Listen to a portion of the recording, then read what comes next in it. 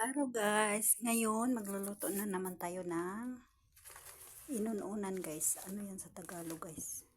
Basta inununan guys. May suka na isda guys. Yan guys. Yan ang lulutuin natin. Lagyan natin ng hangos. Maglagay tayo ng tubig guys. Kunti lang. Kunti lang tubig guys. Yan. Tapos ilalagay natin ang fish. Ilalagay natin guys. Yan, ilalagay natin ang fish sa tubig. Timplahan natin ng ano guys, asin at saka panimpla. Timplahan natin. Timplahan muna natin. Timplahan natin guys, tubig at saka isda. Lagyan natin ng bawang. Yan, lagyan natin. Tapos suka guys, lagyan natin ng suka. Paghatong natin guys, is papel pa rin guys. Yan, lagyan natin ng suka.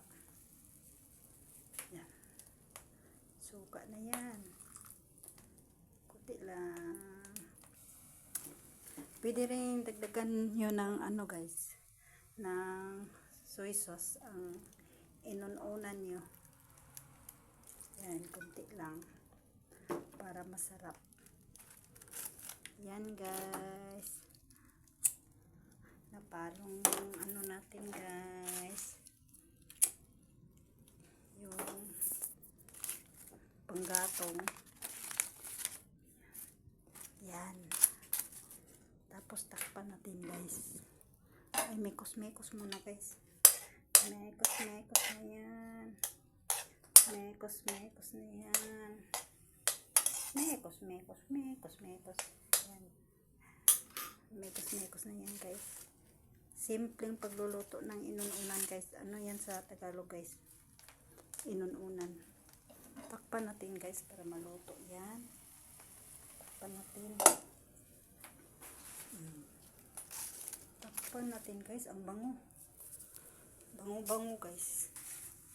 Bango ng bawang. Yan. Maluluto na yan guys. Apoy ka, umapoy ka. Mekos-mekos ka naman dyan. Yan, kumulo na guys. Ganda guys oh. Kumulo na siya guys. Yan. Kulo pa. Yan, kulo pa. Kulo na yan guys. Yan guys. Kulo na yan. Baliktad natin guys. Baliktad natin. Pwede na yan. Ang sabaw na ang magluluto na. And that's the simple tips of ulam for the day. Inununan na may soy sauce, may bawang. Simple lang ang mga ingredients guys, pero ulam na guys. Tikman natin guys. Tikman. Tikman natin guys. Tikman. Tikman na natin. Sarap. Sarap guys, sarap. Yan guys, yan ang ulam for the day. Matipid na, masustansya pa.